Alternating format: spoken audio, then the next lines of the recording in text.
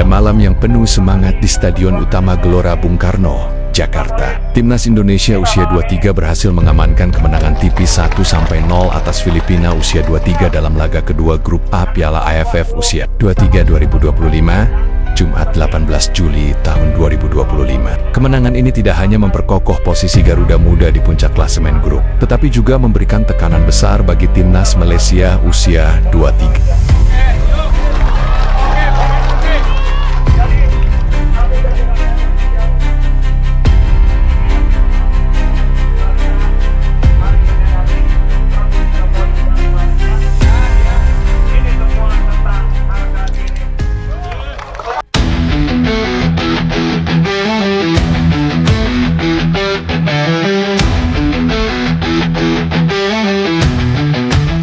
Pada malam yang penuh semangat di Stadion Utama Gelora Bung Karno, Jakarta, Timnas Indonesia usia 23 berhasil mengamankan kemenangan tipis 1-0 atas Filipina usia 23 dalam laga kedua Grup A Piala AFF usia 23 2025, Jumat 18 Juli tahun 2025.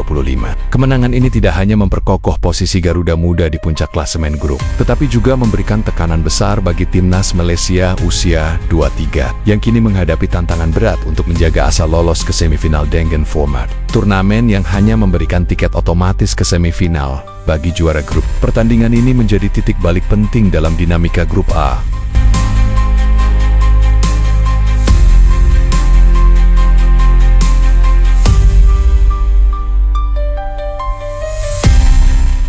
Latar belakang persaingan sengit di Grup A. Sebelum laga ini, Grup A telah menyajikan kejutan besar. Indonesia usia 23 membuka turnamen dengan kemenangan telak 8-0 atas Brunei Darussalam, dengan Jens Raven menjadi bintang lapangan melalui 6 golnya yang spektakuler. Di sisi lain, Filipina usia 23 mencuri perhatian dengan mengalahkan Malaysia usia 23 2-0 melalui brace O2 Abang Banatap, sebuah hasil yang membuat Harimau Muda terperosok di dasar klasemen. Namun, Malaysia bangkit di laga kedua dengan membantai Brunei 7-1 pada Kamis 17 Juli tahun 2025, menunjukkan bahwa mereka tetap menjadi ancaman serius. Laga Indonesia versus Filipina ini menjadi penentu arah persaingan, dengan Malaysia mengintip peluang untuk menyusul jika Garuda Muda tergelincir.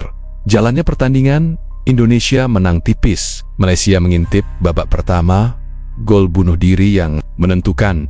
Indonesia, di bawah arahan pelatih Belanda, Gerald Vandenberg, tampil dominan sejak peluit awal dibunyikan, dengan penguasaan bola mencapai 67% dan 17 peluang tembakan sepanjang laga. Garuda Muda menunjukkan intensi menyerang yang kuat. Filipina yang menerapkan pressing tinggi sempat menyulitkan Indonesia, tetapi Garuda Muda mampu memanfaatkan celah melalui serangan dari sisi sayap pada menit ke-23. Momen krusial terjadi. Lemparan jauh Robbie Darwish yang menjadi senjata andalan Indonesia memaksa bek Filipina Jaime Rosquillo melakukan sundulan untuk mengamankan bola. Namun, sundulannya justru masuk ke gawang sendiri, membuat Indonesia unggul 1-0.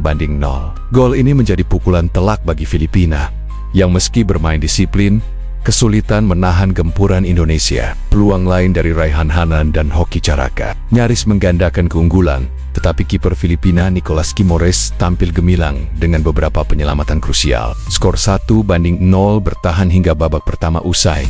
Babak kedua, pertahanan solid dan ketegangan di babak kedua. Indonesia tetap mengontrol permainan, meskipun Filipina mulai berani menyerang untuk mencari gol penyeimbang. Masuknya Victor Detan sebagai pengganti menambah daya gedor Garuda Muda, dengan peluang berbahaya dari Arkan Fikri pada menit ke-76 yang kembali digagalkan Guimaraes. Filipina nyaris menyamakan kedudukan melalui tembakan Noah Riverledel, tetapi kiper Indonesia Muhammad Ardiansyah tampil solid untuk menjaga clean sheet kedua di turnamen ini. Menjelang akhir laga, ketegangan meningkat. Gol Jens Raven yang masuk sebagai pengganti dianulir karena offside, memicu protes dari supporter tuan rumah. Namun, Indonesia berhasil mempertahankan keunggulan hingga peluit panjang, memastikan 3 poin krusial yang menempatkan mereka di puncak klasemen. Dengan 6 poin, nasib Malaysia usia 23, tekanan meningkat. Kemenangan Indonesia ini memiliki dampak langsung bagi Malaysia usia 23. Kekalahan 0-2 dari Filipina di laga pembuka membuat Harimau Muda berada di posisi sulit, dengan 0 poin dan selisih gol yang buruk. Meski mereka bangkit dengan kemenangan 7-1 atas Brunei, hasil ini tidak cukup untuk menggeser Indonesia dari puncak klasemen. Malaysia kini mengoleksi 3 poin, sama dengan Filipina. Tetapi kalah selisih gol dari kedua tim tersebut, format turnamen menambah tekanan bagi Malaysia. Hanya juara grup yang lolos otomatis ke semifinal, sementara runner-up terbaik dari 3 grup harus bersaing berdasarkan poin dan selisih gol. Dengan catatan bahwa hasil melawan tim juru kunci Brunei tidak dihitung. Artinya, kemenangan besar Malaysia atas Brunei tidak akan dipertimbangkan jika mereka ingin lolos sebagai runner-up terbaik. Laga terakhir grup A melawan Indonesia pada Senin 21 Juli tahun 2019 menjadi hidup mati bagi Harimau Muda. Mereka wajib mengalahkan Indonesia untuk merebut posisi juara grup, karena hasil imbang atau kalah hampir pasti mengubur peluang mereka ke semifinal. Mengingat selisih gol Filipina yang lebih baik, performa pemain dan strategi Indonesia tampil Calamari Games menunjukkan kedalaman skuad yang mumpuni. Robby Darwish, yang dinobatkan sebagai man of the match, menjadi kunci dengan lemparan jauhnya yang memicu gol kemenangan. Raihan Hanan dan Arkan Fikri tampil menonjol di lini tengah, sementara lini belakang yang dikomandoi Kadek Arel dan Kakang Rudianto berhasil menahan gempuran Filipina. Namun, ketajaman lini depan masih menjadi sorotan, dengan pelatih Gerald Vandenberg mencadangkan Jens Revan untuk memberikan kesempatan kepada Hoki Caraka di kubu Filipina. Kiper Nicolas Guimores menjadi penyelamat dengan beberapa penyelamatan gemilang, sementara Jaime Rosquillo yang mencetak gol bunuh diri tetap tampil solid di lini belakang meski melakukan kesalahan fatal. Pelatih Filipina, Gareth McPherson, mengakui kekalahan ini menyakitkan, tetapi ia optimistis timnya masih bisa bersaing di laga terakhir melawan Brunei. Sementara itu, Malaysia menunjukkan tanda-tanda kebangkitan setelah kemenangan besar atas Brunei. Pemain seperti Mohamed Shamer, Kati Aba, dan Fergus Tierney menjadi andalan dalam serangan, tetapi kekalahan dari Filipina membuat mereka harus bekerja keras untuk mengejar Indonesia. Pelatih Malaysia Juan Torres harus meracik strategi jitu untuk menghadapi Indonesia yang tampil percaya diri di kandang sendiri. Dampak dan prospek ke depan, kemenangan ini membuat Indonesia kokoh di puncak grup A dengan 6 poin dan selisih gol 8, unggul jauh atas Filipina dan Malaysia yang masing-masing memiliki 3 poin. Garuda Muda hanya membutuhkan hasil imbang melawan Malaysia untuk mengamankan posisi juara grup dan tiket semifinal. Namun, Vandenberg menegaskan bahwa timnya tidak akan lengah, mengingat Malaysia mampu tampil eksplosif seperti terlihat dalam laga melawan Brunei. Bagi Malaysia usia 23, kekalahan dari Filipina menjadi beban berat. Kemenangan 7-1 atas Brunei memang mengembalikan kepercayaan diri, tetapi mereka kini harus menghadapi tekanan besar untuk mengalahkan Indonesia di laga pamungkas. Hasil imbang atau kalah akan membuat peluang mereka lolos sebagai runner-up terbaik sangat tipis, terutama karena poin dan selisih gol melawan Filipina menjadi penentu.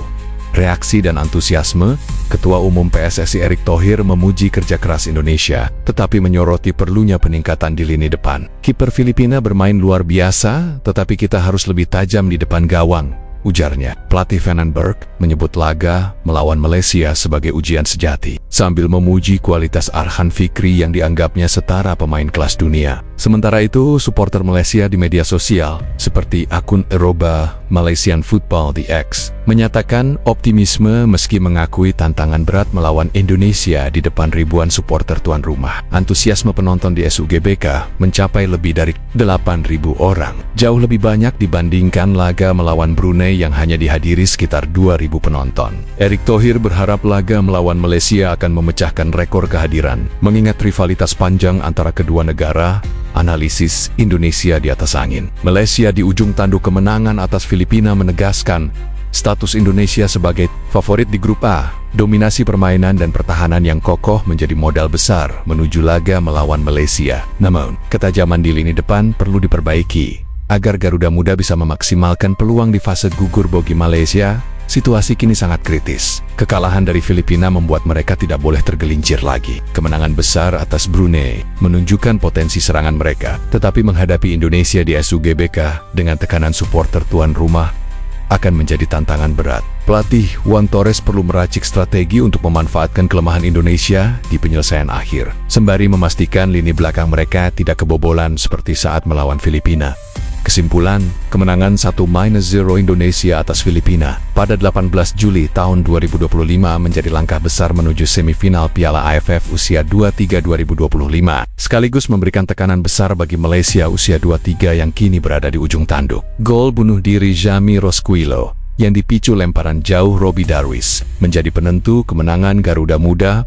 Meskipun dominasi mereka belum sepenuhnya sempurna di lini depan. Sementara Indonesia hanya butuh hasil imbang melawan Malaysia untuk lolos sebagai juara grup, Harimau Muda harus meraih kemenangan di laga terakhir pada 21 Juli tahun 2025 untuk menjaga asa ke semifinal. Dengan rivalitas kedua tim yang selalu panas, laga penutup grup A ini dipastikan akan menjadi pertarungan sengit yang menentukan nasib kedua tim di turnamen ini. Narasi ini menggambarkan kemenangan Indonesia sekaligus menyoroti posisi sulit Malaysia di grup A dengan fokus pada implikasi hasil pertandingan terhadap peluang kedua tim ke semifinal.